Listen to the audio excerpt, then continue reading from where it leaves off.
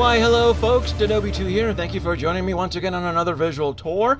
We're going to talk about the Haslab Republic gunship, but before we do, we have to set the stage about the Star Wars community and how segregated it is. Let's start off with the classic trilogy, only true vintage collectors. Then we have the classic trilogy, the new age, that more likely to collect the more newer merch from the classic trilogy. Expanded universe, right, of the dark times during the 90s. Then we have the prequel era. Then we have the sequel era, right? Are you getting the point here? Then we have the Disney Plus gang. Then we have, let's not forget about Dave Filoni's Clone Wars. We have all of these factions, and I'm sure I'm probably missing one. They all feel that their version of Star Wars is the correct one.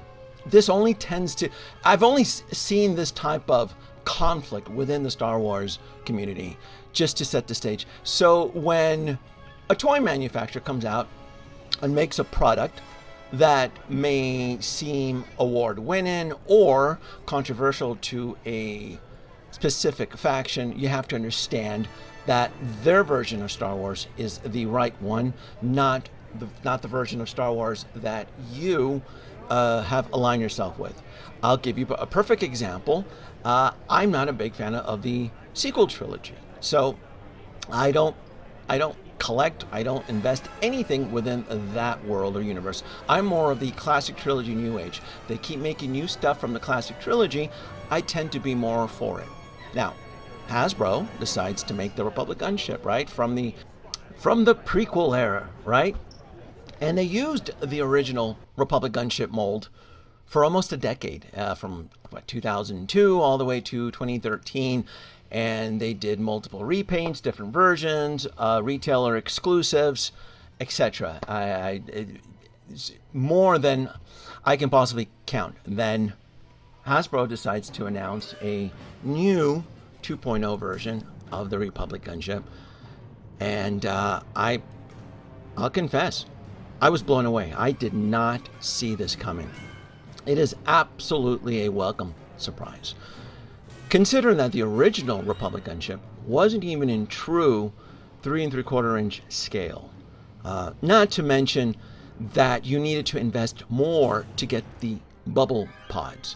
I think the biggest headache from the original Republic gunship was that they kept making different versions and different repaints of the original Republic gunship, but they never invested in releasing the actual bubble pods that actually connected to the gunship. Hence, then the secondary market on those bubble pods blew up. I remember I had a couple set of them, and I remember I sold a set years ago for over $300, and it was just stupid. It was stupid on Hasbro's part to just keep making the Republic gunship and not making the bubble pods. And the fact that we're getting a better version, a lot bigger, with the actual bubble pods, with realistic weathering, painting, swappable panels.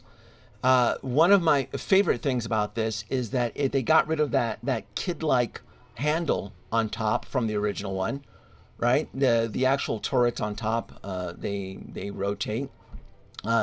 It's one of those things that you have to visually see it. And I totally get it. If you're looking at the photo and you see the sticker price, and you're a 3 3/4 inch vintage series collector, it's hard to grasp. It's hard to wrap your mind because you're looking at a two-dimensional photo. And when you're there and you see it in person, it's such for me, an easy sell. Is it expensive? Well, yeah. If you're going to compare it to the original one over, 22 years ago, yeah. But that's the world we live in. Plastics are a petroleum byproduct. So labor around the world has changed. It is what it is. This is not something that Hasbro should be entitled for the fans. If the fans want it, the fans can back it. If you don't back it, then they are a publicly traded company, and a lot of R&D, especially like the expensive tooling, isn't wasted. And when you see the original one right on top, that one, I wanted to zoom in on this one particular photo. You see it, you can really see the scope and the big difference. The other thing too that people don't tend to talk about is that the original gunship, the bipolymers that were used, the carbon bipolymers, were susceptible to the sun, infrared. And I remember I had 3 of them at one point. One of them, my dumbass, I had one set next to the window, and it stained it. It ruined it. The UV just destroyed it. Now, will this one be susceptible to UV? I don't know. Maybe, maybe not.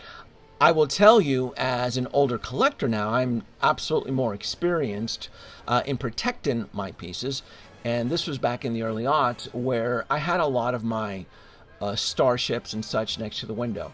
And I remember I also ruined one of my Enterprise from the Art Asylum series.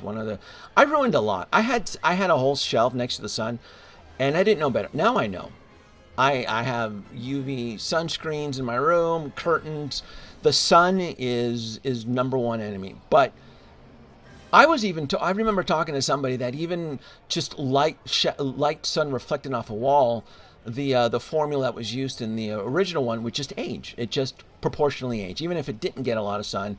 The carbons in it, it's a petroleum byproduct. It just ages with time. It just gets really old, and it just, unfortunately, look, it is the poor cousin.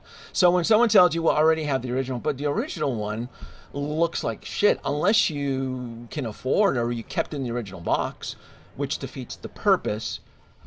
You're getting a golden opportunity to revisit. If you're in love, if you enjoy this era, this is one of my favorite. I am a big fan of the prequel trilogy. Also, I live in the desert, folks. I can't wait to get this and do some toy photo shoots out in Arrakis. I have big sand dunes that are less than 30 miles away from where I live here in Vegas. And to get this out there under true light and getting it exposed, I can't, honestly, I'm ecstatic.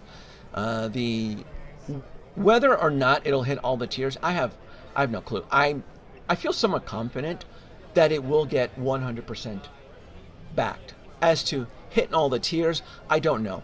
I think, I don't like it when Hasbro releases Haslab campaigns so close to each other, especially that the G.I. Joe one just ended, the Snowcat, and there are fans out there who are big G.I. Joe fans and big Star Wars fans, and if you're working on a fixed income or a fixed budget and you could only choose one or the other, it's a tough decision. It really, really is.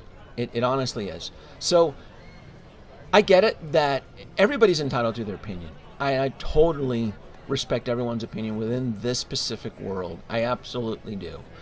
But this version is just going to be so much better. It just honestly is.